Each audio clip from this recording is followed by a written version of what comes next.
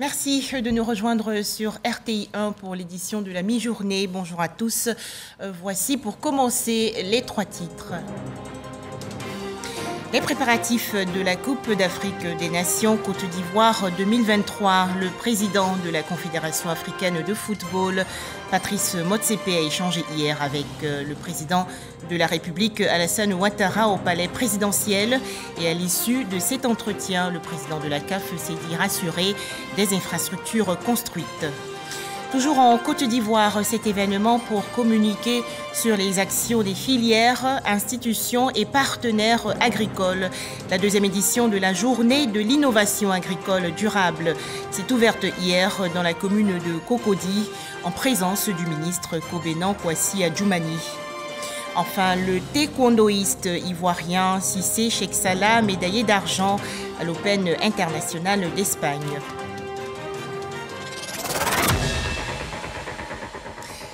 Le président de la Confédération africaine de football satisfait de l'organisation mise en place pour la Coupe d'Afrique des Nations Côte d'Ivoire 2023. Le président de la CAF, Patrice Motsepe, a été reçu hier par le président de la République, Alassane Ouattara. Leurs échanges se sont déroulés au palais présidentiel dans la commune du Plateau. Les précisions de Mahama Traoré. Après le Cameroun, les yeux de l'Afrique sont rivés sur la Côte d'Ivoire, pays hôte de la Coupe d'Afrique des Nations CAN 2023. Un défi à relever à la fois pour le pays organisateur et pour la CAF, Confédération africaine de football. Voilà qui justifie en moins d'un an cette deuxième visite en terre ivoirienne de Patrice Motsepe, le président de l'Organisation continentale du football. De son entretien avec le président Alassane Ouattara ce lundi, il faut retenir la volonté commune de la Côte d'Ivoire et de la CAF de réussir ce challenge. Je voudrais vous féliciter pour votre leadership ici en Côte d'Ivoire. Nous avons confiance que la CAN que vous allez organiser ici sera la meilleure CAN qui a été organisée en Afrique. Nous sommes rassurés par les différentes infrastructures que vous avez mises en place pour accueillir cette CAN. Et nous avons eu la promesse chez le Premier ministre que la Côte d'Ivoire sera à la finale de la CAN 2023 en Côte d'Ivoire.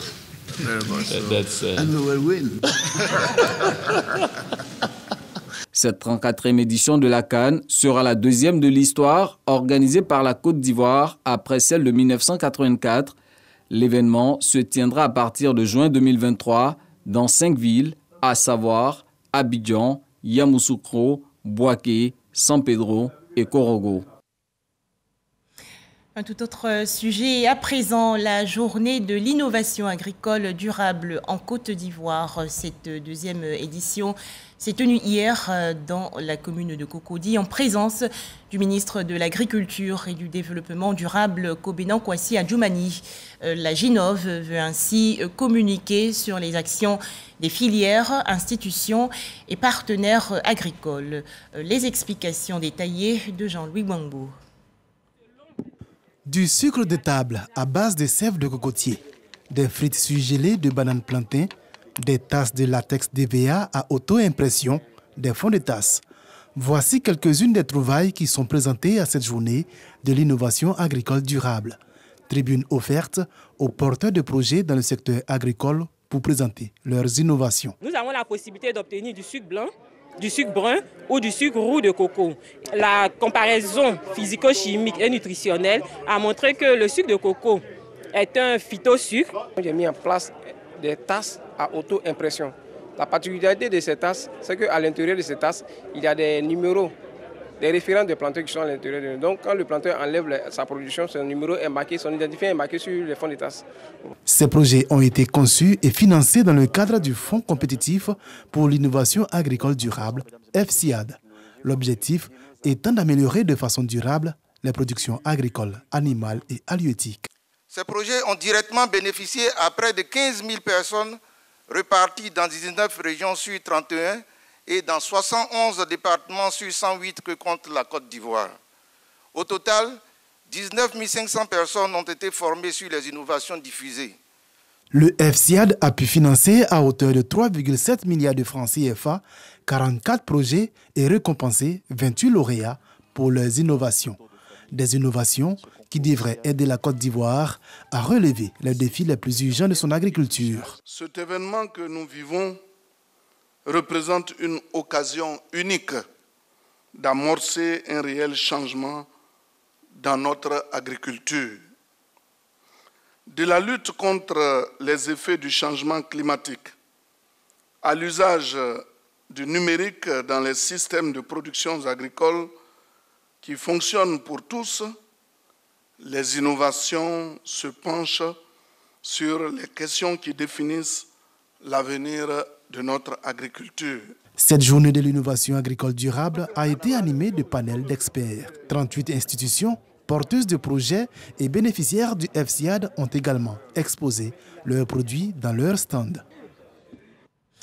Toujours en Côte d'Ivoire, cet événement visant à assister les familles en difficulté. Il s'agit des journées du dimanche de la solidarité dont le lancement s'est tenu le 3 avril dernier. Cette initiative du ministère de la Solidarité et de la lutte contre la pauvreté entre dans le cadre du programme intitulé Côte d'Ivoire Solidarité, projet, on le sait, mis en place par le président de la République, Alassane Ouattara. Pour en parler, Khalil Diomandé et Godefroy Okambawa. Ces cendres et débris résultent de l'incendie qui a touché la famille Samassi, résidant à Yopougon-Koweït, dans la nuit du mardi 29 au mercredi 30 mars dernier. Samassi Lassina, 40 ans, fils aîné de la famille, asphyxié par la fumée lors du drame, y a malheureusement perdu la vie. La ministre de la Solidarité et de la lutte contre la pauvreté sur les lieux pour exprimer sa compassion et celle du gouvernement à la famille éplorée. Un soutien matérialisé par des vivres et du numéraire. Nous sommes heureux pour le soutien qu'elle vient d'apporter à la famille Samassi et la famille alliée. Merci pour le geste. Après cette visite, cap sur Trécheville, la ministre Belmont Dogo apporte des vivres et un appareil auditif à Ono Seini Diallo. Cette centenaire peine depuis 2 ans à échanger avec ses proches en raison de défaillances auditives. Je voudrais, à travers vous, remercier le président de la République. L'acte que vous venez de poser là, ça va nous permettre de continuer à communiquer avec elle. Parce qu'un trésor de 103 ans qui est à côté de vous et vous n'arrivez pas à communiquer, c'est difficile. Mais maintenant, la communication est repartie. Pour terminer cette journée, dite les journées du dimanche de la solidarité, Miss Belmont Dogo visite la famille Dodos à Koumassi. Ici, 3 frères, Crépin, Massim et Guy Stéphane Dodos, ont successivement perdu la vie de diverses pathologies le 14, le 17 et le 23 mars dernier. La ministre de la Solidarité venue avec des denrées alimentaires et du numéraire pour épauler la famille encore sous le choc. En pareille circonstance, la qualité des personnes qui viennent à votre secours apaise quelque peu la douleur. Et cela rentre dans le cadre des dimanches de la solidarité que nous aurons 2 fois dans le mois. Parler de solidarité, c'est ce que nous avons fait aujourd'hui, dire à la famille Dodos qu'elle n'est pas seule dans ce deuil-là. Le gouvernement est à ses côtés. Nous l'avons fait à Yopougon, nous l'avons fait à Trécheville, parce que pour le président de la République, peu importe l'Ivoirien, là où il se trouve, quelles que soient ses opinions, doit avoir ce soutien, le réconfort du gouvernement. Le ministère de la Solidarité et de la lutte contre la pauvreté ambitionne étendre son nouveau programme, les journées du dimanche de la solidarité, sur toute l'étendue du territoire national. De nombreux immeubles mal construits et qui s'effondrent en Côte d'Ivoire. Alors comment mettre fin à ces catastrophes meurtrières? L'Ordre national des géomètres propose des solutions. C'était lors d'une conférence de presse dans la commune de Cocody. Les précisions de Dangui Dangui.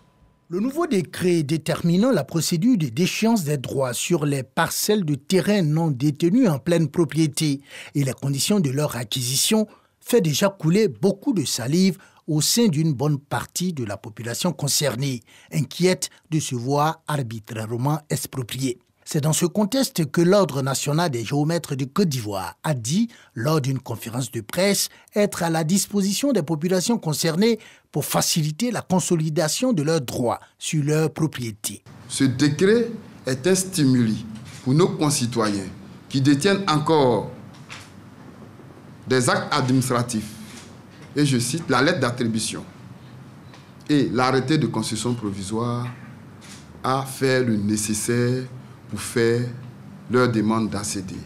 Et pour le faire, l'Ordre des géomètres experts se tient à leur disposition pour les accompagner, pour suivre les dossiers, afin que les concitoyens ne tombent pas sur le coup de ce décret. Tout aussi interpellé par la vague d'écroulement d'immeubles qui a secoué le pays, l'Ordre national des géomètres de Côte d'Ivoire a saisi l'occasion de cette conférence de presse pour proposer sa recette. L'Ordre des géomètres voudrait faire des propositions dans le sens de permettre l'auscultation des bâtiments qui peuvent dépasser le niveau R+3 afin de s'assurer de la verticalité et de l'horizontalité des bâtiments.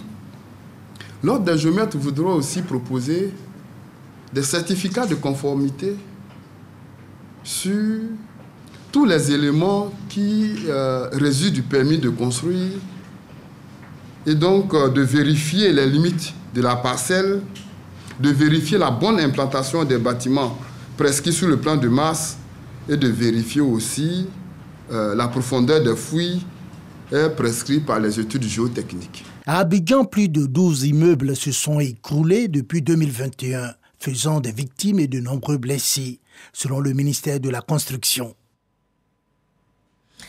L'opérationnalisation du Centre régional de sécurité maritime de l'Afrique de l'Ouest récemment au menu des travaux et échanges entre le ministère ivoirien des Transports et une délégation de la Communauté économique des États de l'Afrique de l'Ouest, la CEDEAO.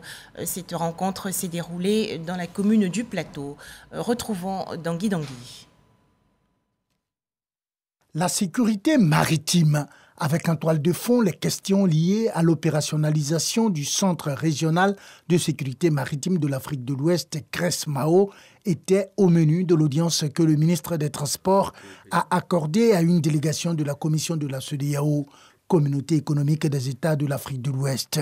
Rencontre au cours de laquelle le ministre a assuré à la délégation de cette institution sous-régionale que la Côte d'Ivoire respectera ses engagements dans le cadre de l'accord de siège du CRES-MAO. Nous avons tout intérêt à faire en sorte que les activités de transport maritime se déroulent dans de très bonnes conditions sur l'ensemble du golfe de Guinée, donc à nos frontières. Sinon, on pénaliserait nos économies, nos populations et les économies et la population de l'ensemble des pays donc de l'Interland. Créé par décision de la conférence des chefs d'État et de gouvernement en 2018, le Centre régional de sécurité maritime de l'Afrique de l'Ouest, CRES-MAO, est un outil essentiel de la mise en œuvre de la stratégie maritime intégrée de la CEDEAO.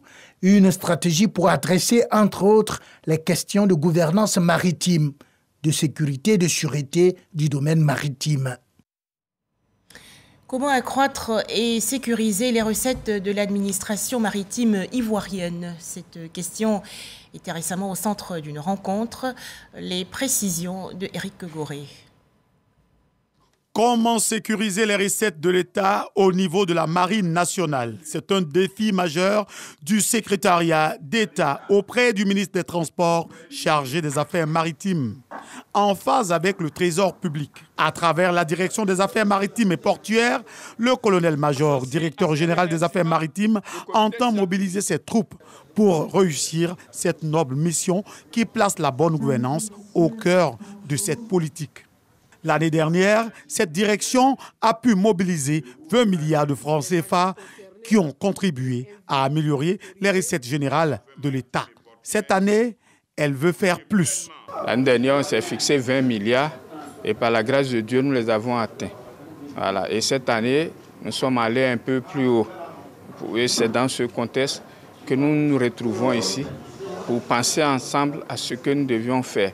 Vous voyez que nous avions invité tout le monde, y compris les directeurs centraux, les chefs d'arrondissement qui sont le long du littoral, pour qu'ensemble, parce qu'au niveau de chaque région, de chaque antenne ou de chaque arrondissement, il y a des taxes. Il faudrait qu'ensemble on voie comment est-ce qu'on peut faire rentrer le maximum.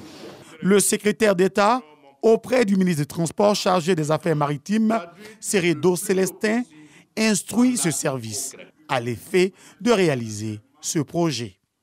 Le faisant, notre administration répond parfaitement aux mesures de bonne gouvernance que ne cesse de prôner son Excellence, M. Alassane Ouattara, président de la République de Côte d'Ivoire. C'est pourquoi je voudrais remercier et féliciter le comité d'organisation et le comité scientifique pour le travail préparatoire et la bonne exécution des travaux de ce séminaire. La Marine nationale est décidée à concrétiser ce projet qui va faire de l'administration maritime une administration moderne et dynamique, lui permettant de se hisser au rang des grandes administrations du pays. Autre actualité nationale, la région du Hambol dans le centre-nord face aux grossesses précoces. 101 cas de grossesse enregistrés en milieu scolaire en 2021 et déjà 21 grossesses déclarées pour le premier trimestre 2022. Il faut agir et vite. La préfecture de Katiola a accueilli il y a quelques jours les travaux d'un séminaire pour renforcer la sensibilisation. Le point dans ce reportage de Léon Brou de RTI Bouaké. 2022, pas encore de chiffres officiels sur les grossesses d'élèves filles dans la région du Hambol, mais de l'avis de tous, le phénomène persiste comme le démontre Bintou Pekele, prix Ebony 2021 du meilleur journaliste télé. Son enquête révèle 80 cas de grossesse de filles en cours de scolarité dans la région, déjà au premier trimestre de l'année scolaire écoulée. Elle établit aussi les facteurs de grossesse, la responsabilité des auteurs, des victimes et des parents d'élèves, puis le phénomène même comme un frein à la scolarisation de la jeune fille. On n'a pas bonne presse au niveau de la région en ce qui concerne les grossesses en milieu scolaire. Que ce soit les autorités, que ce soit les chefs traditionnels, que ce soit les parents surtout, il faut qu'il y ait une vraie synergie d'action et puis surtout avoir en idée que l'avenir de nos enfants est plus important que tout le reste. La jeune fille, elle ne peut se défaire de rien. Elle est obligée de porter la grossesse. Elle est obligée de se battre pour assumer son identité d'élève ou son identité de femme. Et ce n'est pas évident. C'est pourquoi nous disons qu'il y a un temps pour étudier, il y a un temps pour faire des bébés. Cette sensibilisation, un pan du séminaire pour évaluer les services rendus par l'État aux populations du Hambol, les infrastructures de base et autres réalisations économiques, culturelles et sociales, y compris l'emploi des jeunes, la sécurité et la protection des personnes et des biens au titre de l'an 2021 passé au peigne fin. Quand une administration n'est pas proche des populations, les populations ne sentent pas la présence de l'État. Voilà pourquoi nous encourageons monsieur le préfet et tous les administrateurs à faire le bilan dans leurs différents services. Ce qui a marché, c'est l'adhésion de tous, la cohésion sociale pour laquelle on a mis en place un comité des sages. Donc tout ça, ça participe des perspectives. L'évaluation et la planification de l'action administrative dans le Hambol comme le séminaire gouvernemental. Cette deuxième édition, toujours à l'initiative du préfet de la région, est parrainée par Kinapara Kone, directeur général du Bénet et cadre du Hambol. Le coronavirus sévit toujours, alors faisons-nous vacciner et surtout respectons les gestes barrières.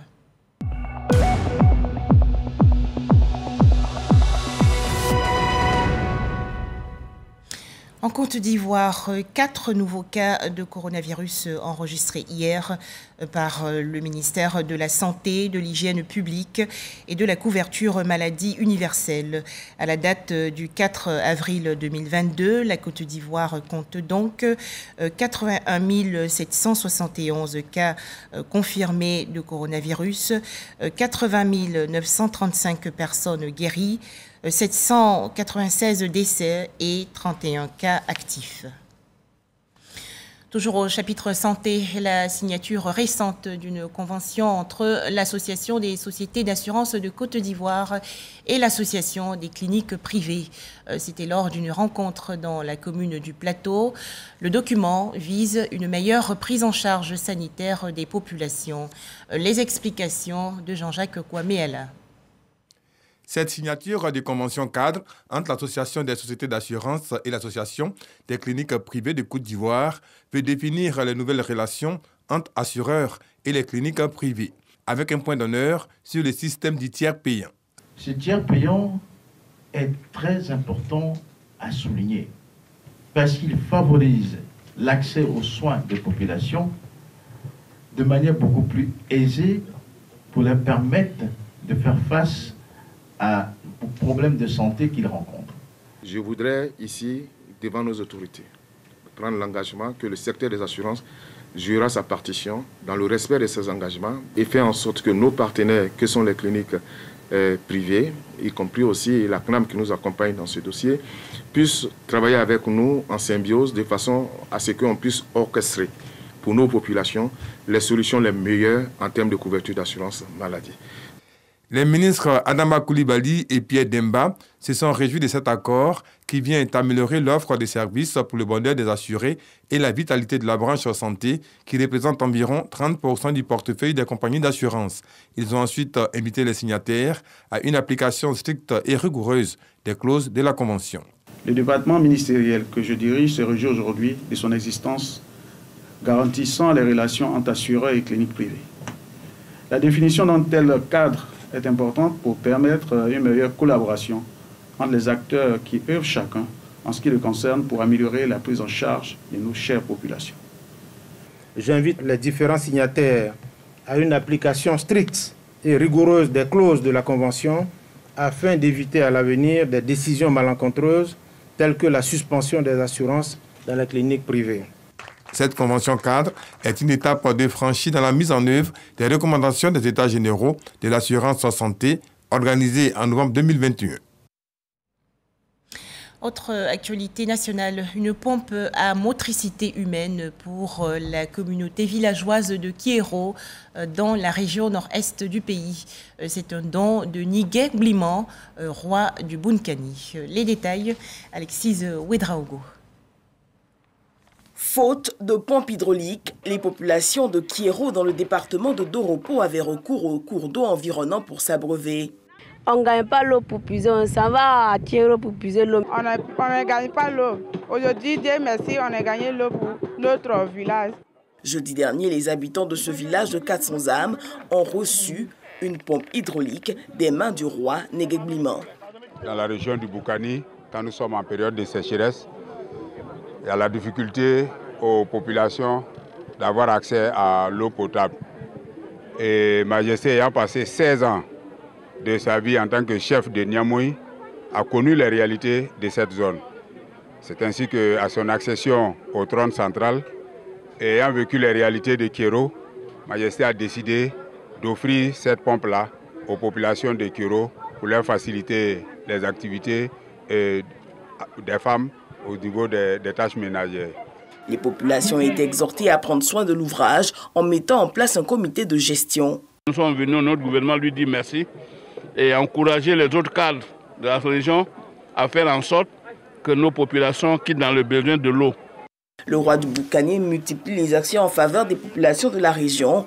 En février 2022, il offrait une cantine scolaire à l'école primaire publique de Saï. À présent, ce reportage qui va éveiller votre appétit si vous n'êtes pas encore à table. Le ministre du Tourisme et des Loisirs, Siandou Fofana, a visité récemment dans la commune de Cocody 2 espaces de restauration rapide 100% ivoiriens. Il s'agit de Dabali Express et de Aller-Retour. Il s'agissait pour le ministre Siandou Fofana d'encourager les entrepreneurs ivoiriens et aussi de promouvoir la gastronomie ivoirienne. Les détails, Patricia Etia. Un restaurant moderne qui revisite la gastronomie ivoirienne sous toutes ses formes. 13 spécialités au menu. L'entreprise emploie une trentaine de jeunes Ivoiriens, un investissement de 75 millions pour un chiffre d'affaires de 30 à 40 millions par mois. On s'est dit qu'il fallait vraiment mettre en avant la nourriture ivoirienne afin que des personnes d'ailleurs, des personnes même vivant en Côte d'Ivoire, puissent réapprécier ce que nous faisons localement. Cette visite du ministre du Tourisme et des Loisirs dans ce fast-food à l'Ivoirienne réaffirme le soutien du gouvernement à ces jeunes entrepreneurs nationaux de l'écosystème touristique qui font la promotion de la gastronomie ivoirienne. Les beaux flottaux, les jaunes avec les vermicelles, on a l'ambition d'être le McDo d'Afrique. Le fast-food aller-retour, dirigé par Ismaël Savané, remet au goût du jour des galettes sucrées et salées.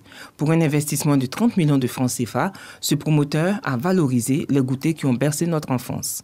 Pour la première fois, des jeunes Ivoiriens qui ont pris l'initiative de créer des fast-food à l'Ivoirienne en mettant au cœur de leur dispositif tous nos mets qui étaient en voie de disparition et faire en sorte que les arts culinaires de notre terroir soient mis en valeur et valorisés davantage de par leur initiative. C'est de faire en sorte qu'il y ait la création d'emplois pour les jeunes.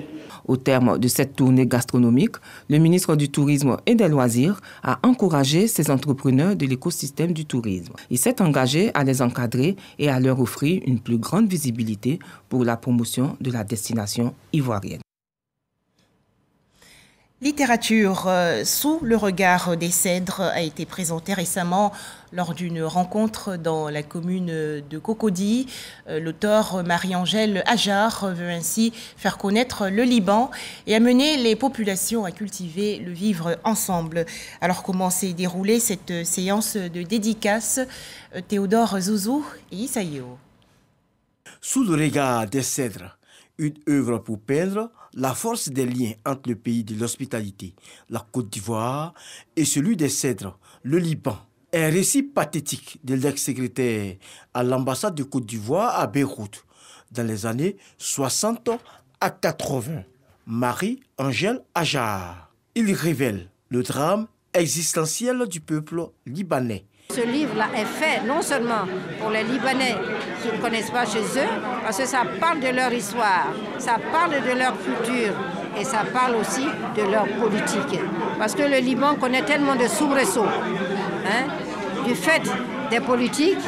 Touristiquement, en lisant ce livre, les gens seront tentés d'aller connaître le Liban. Sous le regard des cèdres est aussi un voyage, une virée dans l'histoire, particulièrement le conflit israélo-arabe. Une découverte en 215 pages. Un délice pour tout lecteur. Je ne connais pas le Liban, mais le livre m'a fait voyager au Liban.